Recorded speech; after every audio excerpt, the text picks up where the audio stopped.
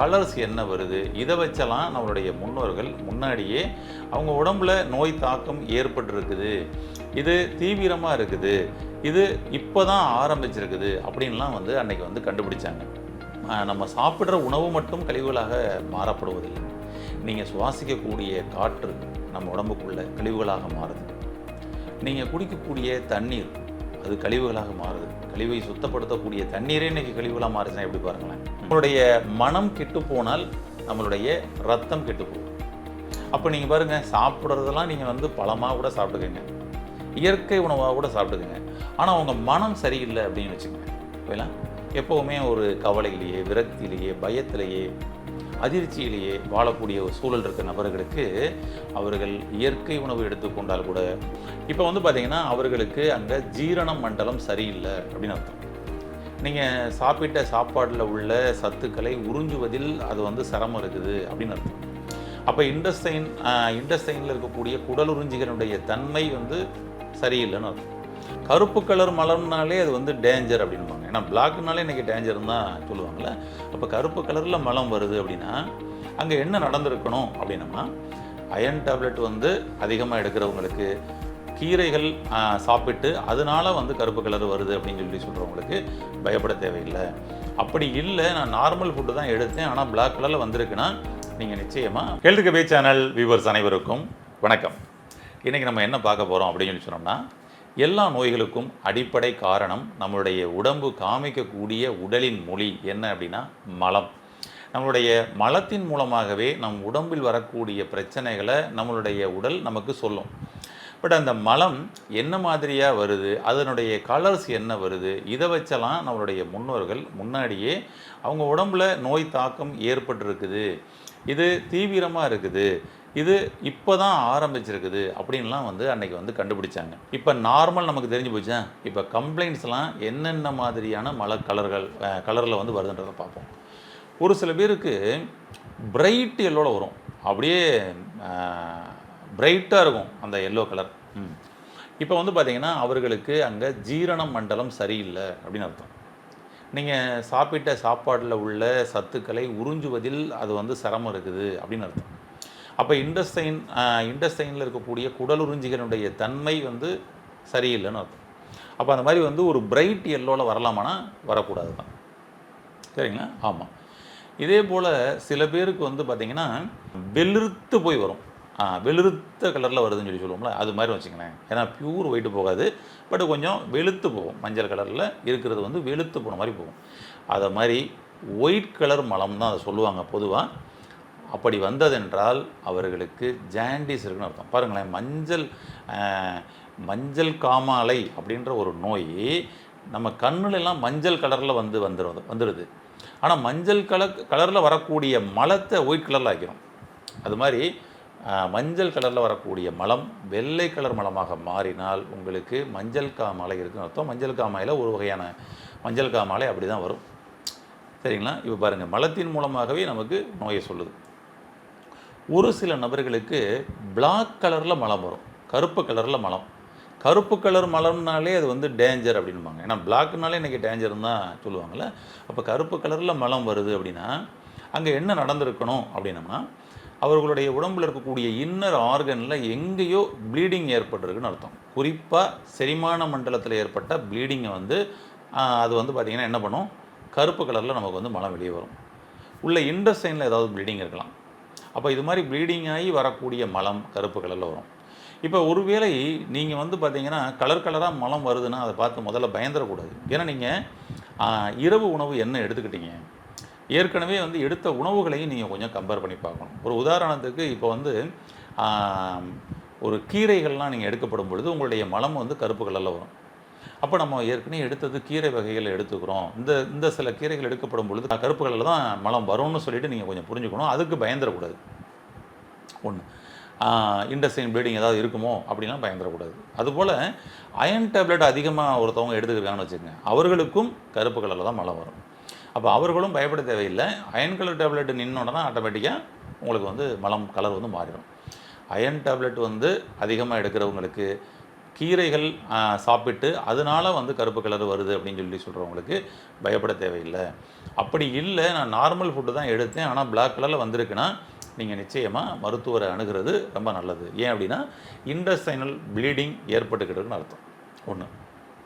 சில பேருக்கு இந்த சளியோட மலம் வரும். அது கூட பார்த்திங்கன்னா சளி கலந்து வரும். பாருங்களேன், லங்ஸில் இருக்கக்கூடிய சளி ஸ்டொமக்கில் இறங்குறதுக்கு பாதையே கிடையாது அப்படின்பாங்க சயின்ஸ் படி. லங்ஸில் இருக்கிற சளி மூக்குவழி தான் வெளியே வரணும் அப்படிதான். ஆனால் இங்கே சளி கலந்து மலம் வரும். சின்ன குழந்தைகளுக்கெல்லாம் நீங்கள் வந்து சளிக்கு சிரப் கொடுத்தீங்கன்னா அது மலம் வழியாக அந்த சளியை வெளியேற்றுறதுக்குரிய மாதிரியான ஒரு ப்ராசஸ் வந்து நடக்கும். ஆமாம். அப்போ இது வழியவும் இந்த மாதிரி சளி கழிவுகள் வெளியேறும். அப்போ நம்ம உடம்புக்குள்ளே இருக்கக்கூடிய ஃப்ளூயிட் டெஃபிஷியன்சி ஏற்பட்டிருக்குன்றது தான் அர்த்தம். அது வந்து வெளியேறிக்கிட்டு இருந்தால் ஃபுல் டெஃபிஷியன்சி ஏற்பட போகுதுன்னு அர்த்தம். ஓகேங்களா? ஒன்று. அதுக்கப்புறம் இந்த சளி கழிவுகள் வெளியேறுது அப்படின்னு சொல்லலாம். இதே போல் பச்சை கலரில் மலம் இருக்கும் சில பேருக்கு, க்ரீன் கலர் மலம். இதுவும் வந்து உங்களுக்கு சில நோய்களை குறிப்பாக காமிக்கும். என்னென்னா, உங்களுடைய பித்த நீர் சரியான அளவில் அங்கே வந்து பார்த்திங்கன்னா பயன்படுத்தப்படாமல், அங்கே முழுசாக வந்து அதனுடைய வேலைகளை செய்யாமல் அது வந்து இருக்குதுன்னு அர்த்தம். அப்போ அங்கே சரியாக செரிமானம் ஆகலை, இன்டைஜஷன் ஏற்பட்டிருக்குன்னு அர்த்தம். பித்த நீர் மலத்தோடு கலந்து வருதுன்னு அர்த்தம். அப்போ அது மாதிரி வந்து பச்சை கலரில் உங்களுக்கு மலம் வரும். அப்போ நீங்கள் உடனே கொஞ்சம் அலர்ட் ஆகிக்கணும். உங்களுடைய கல்லீரல் பித்தப்பையை நீங்கள் சீர் செஞ்சுக்கணும், இண்டஸ்டைனை சீர் செஞ்சுக்கணும். ஓகேங்களா? இது மேலே கவனம் வச்சோம்னா ஆட்டோமேட்டிக்காக சூப்பராக வந்துடும். ஒன்று. நான் ஏற்கனவே சொன்ன மாதிரி உணவு, நீங்கள் ஏதாவது பச்சை கலர் உணவு ஏதாவது சாப்பிட்டீங்களான்னு பாருங்கள், அது கொஞ்சம் கவனிக்கணும். ஓகேங்களா? அதனால் பச்சை கலர் மலம் என்பது உங்களுக்கு பித்த நீரினுடைய ஒரு இம்பேலன்ஸ். அவர் முழுமையாக அதனுடைய வேலையை செய்யாமல் எக்ஸஸாக அது வந்து பார்த்திங்கன்னா நமக்கு மலத்தில் கலக்கப்படுவது தான் அவசியம். ஒன்று. சிவப்பு கலரில் மலம் வரும். ஓகேங்களா? ஆமாம், அதாவது சிகப்பு எல்லோ அப்படி சொல்லலாம். ரெட்டிஸ் தான் அதிகமாக வரும். இப்போ வந்து அந்த மாதிரி வருது அப்படின்னம்னா ஹெமராய்டு ஏதோ இருக்கலாம். ஆமாம், இன்டர்னலாக ஆனஸ் கிட்ட ஏதாவது ப்ளீடிங் ஆகலாம். அதெல்லாம் வந்து பார்த்திங்கன்னா அது மாதிரி ரெட்டிஸில் வரும். அப்போ நீங்கள் வந்து ஒரு வேளை உணவில் இருக்குதுன்னா நீங்கள் ஒரு பீட்ரூட் ஜூஸ் காலையில் சாப்பிட்டீங்கன்னு வச்சுக்கோங்க, மலம் ரெட் கலர் தான் போகும். உடனே பயந்துடக்கூடாது.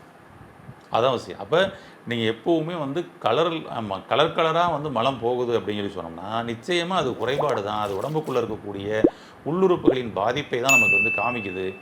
ஆனால் உங்களுடைய உணவு என்ன எடுத்தீங்க அதுக்கு முன்னாடின்றதை மட்டும் கொஞ்சம் கவனிச்சுக்கோங்க. அதான்.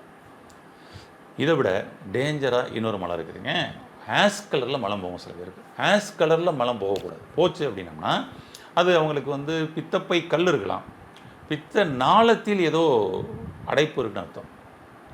அது பித்தப்பை கல்லாக இருக்கலாம். கல்லீரல் சார்ந்த பிரச்சனைகள் அவங்களுக்கு வந்து உருவாகி போயிட்டு இருக்குதுன்னு அர்த்தம். ஓகேங்களா? அப்போ அது கொஞ்சம் டேஞ்சரு, உடனே கொஞ்சம் கவனிச்சுக்கங்க அப்படின்னு அர்த்தம். அதுபோல் சிலருக்கு ஆயிலி ஸ்டூலாக மலம் வரும். அந்த மலம் வந்து பார்த்திங்கன்னா கோப்பையிலேயே வந்து பார்த்திங்கன்னா ஒட்டிக்கிறோம், அப்படி பிசு பிசுன்னு வந்து ஒட்டிக்கிறோம்.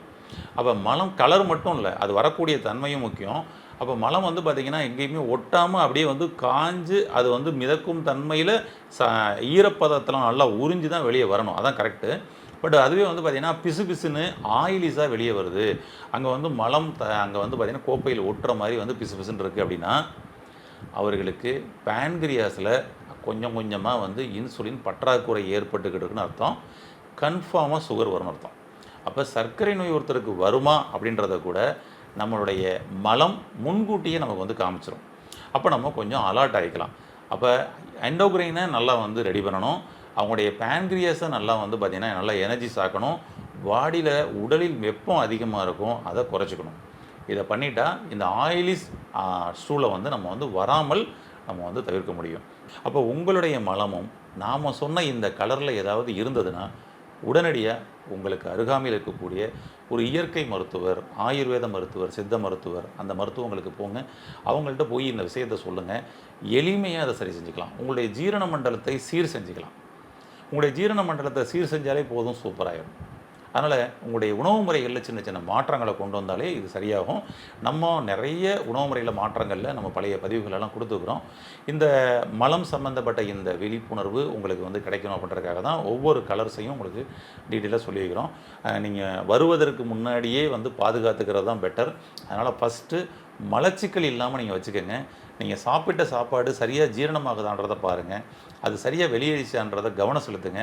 இந்த பிரச்சனை வர்றதுக்கு வாய்ப்பு கிடையாது. ஒன்று. அடுத்தது பசிச்சு சாப்பிடுங்க. தாகம் எடுத்த உடனே தண்ணி குடிச்சுக்கோங்க. இது மாதிரியான சில விஷயங்களை அவசியம் பண்ணுங்கள். எப்போ சாப்பிட்டாலும் அரை வயிறோ முக்கால் வயிறோ சாப்பிடுங்க. 3 வேளை உணவுக்கு பதில் நீங்கள் 5 வேளை கூட சாப்பிடலாம். ஆனால் அரை வயிறு அரை வயிறாக சாப்பிடுங்க. நீங்கள் சாப்பிட்டதுக்கு தக்கன உங்களுக்கு வேலை கொடுத்துட்டீங்களான்றதை கவனித்து பாருங்கள். அப்படி இல்லைன்னா ஒரு ஒர்க் அவுட் பண்ணுங்கள். இதெல்லாம் உங்களுக்கு மலம் இந்த மாதிரி கலர் கலராக வராமல் பாதுகாக்க உதவும்.